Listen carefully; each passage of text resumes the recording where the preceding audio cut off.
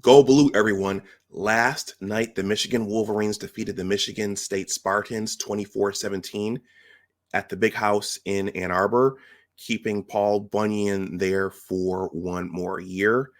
That victory may have been the Wolverines' last victory for this season. I'm going to talk about that in this short recap of last night's game.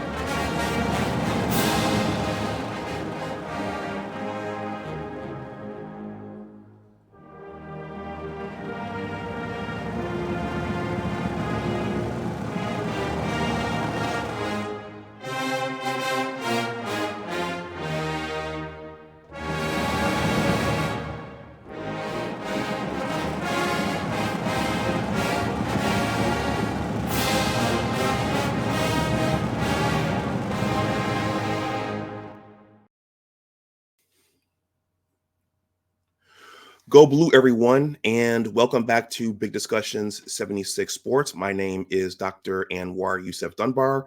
I am the content creator for this channel.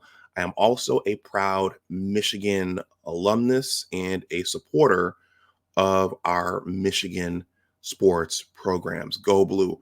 Well, I just wanted to come on really quickly and give my reaction to last night's 24-17 victory over the Michigan State Spartans, the annual battle for the Paul Bunyan Trophy and bragging rights within the state of Michigan. So this wasn't a heavyweight matchup by any means. Both teams are kind of in the bottom middle of the Big Ten standings right now, and both were unranked.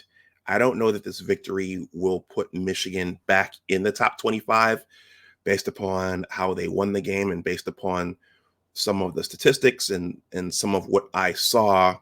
But it, at least for now, righted the ship and saved Sharon Moore and Kirk Campbell and even Wink Martindale for another week. Many speculated that if Sharon lost this game, then he would have been out of the door. And he would have been axed immediately. And some people are speculating that this job is too big for him right now. But Michigan got the win. They survived. And the Wolverines and Sharon Moore have survived to fight another day. So the big question for this game was who was going to play quarterback. So I saw, I think it was Thursday or Friday on Twitter X, that Davis Warren would get the nod. He would get the chance to redeem himself and try to lead the Wolverines to victory. So just briefly, the stats, well, they were reflective of Davis's early games. Fortunately, he didn't throw any interceptions or turn the ball over. So Davis Warren had a very Davis Warren-esque game. He went 13 for 19 for 123 yards and one touchdown.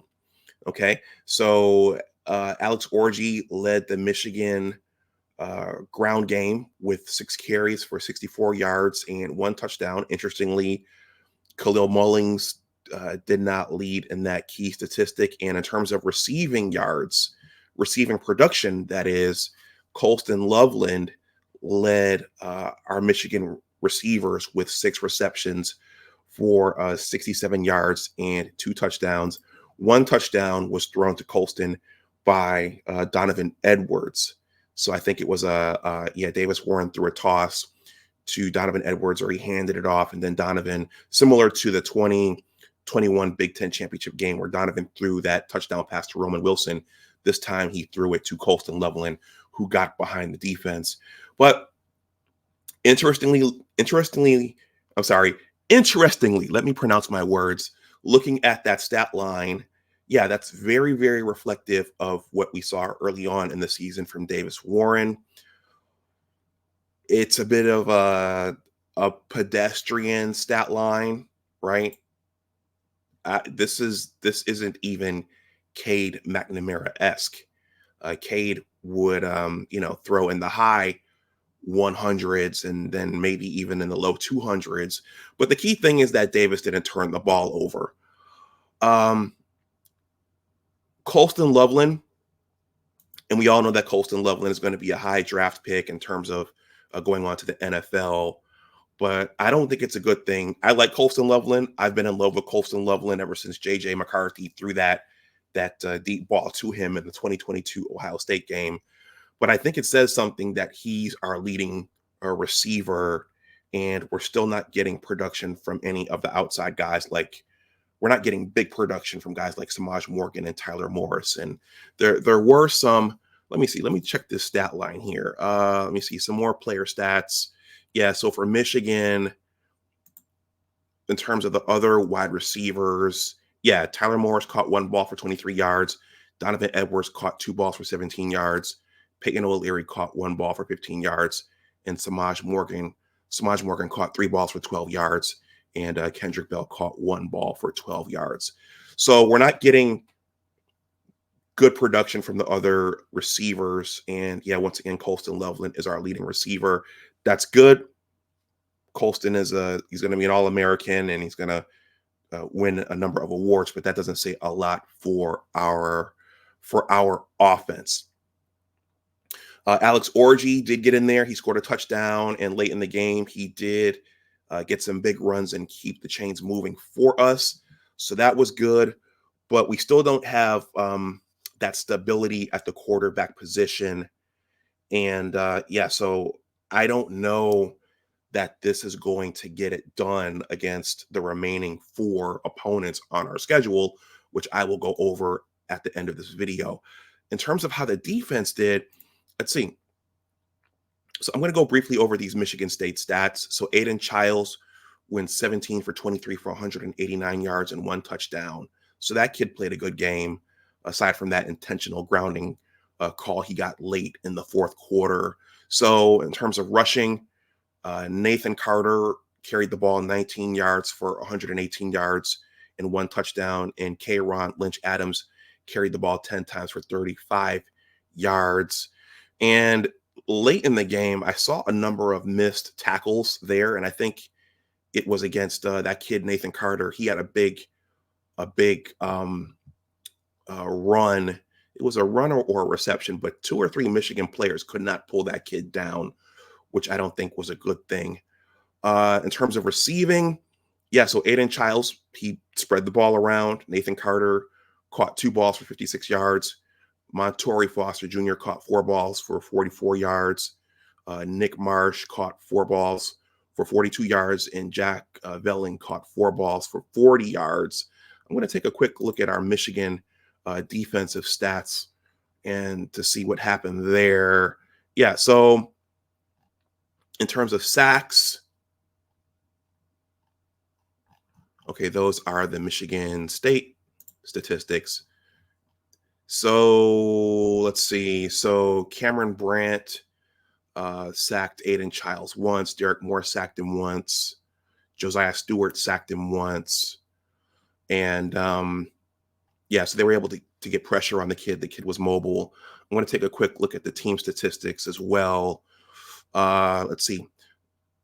Michigan State generated 352 total yards versus Michigan's 265. Michigan State generated 189 passing yards versus Michigan's 146. Michigan State generated 163 rushing yards compared to Michigan's 119. The first downs were pretty even. The third down efficiency, that was pretty even. Let's see. Michigan didn't go for it on fourth down. Michigan State was 1 for 2. Michigan State ran 65 total plays. Michigan ran 51. The punt game was pretty even, but the time of possession, wow, that there's a huge disparity there. Michigan State held the ball for 37 minutes and 5 seconds versus Michigan, who held the ball for 22 minutes and 55 seconds. So it was in Michigan's home field. It was at the Big House. I don't know if that type of thing will get it done versus any of the opponents that we have left on the schedule, but it was enough to keep Paul Bunyan in Ann Arbor for another year, and it got a little chippy at the end, particularly with Colston Loveland and one of those Michigan State defenders. It was interesting as I was watching it. You could see the intensity from Sharon Moore and Kirk Campbell there on the sidelines. They both knew that they were under a microscope and they were going to be under quite a bit of scrutiny, even if they won the game, which they did. But if they lost, yeah, the calls for their heads to roll would have been very, very loud. But so good win. They took care of business. It wasn't an impressive win. And I think at this point, the question is, how can Michigan finish with the remaining games on its schedule?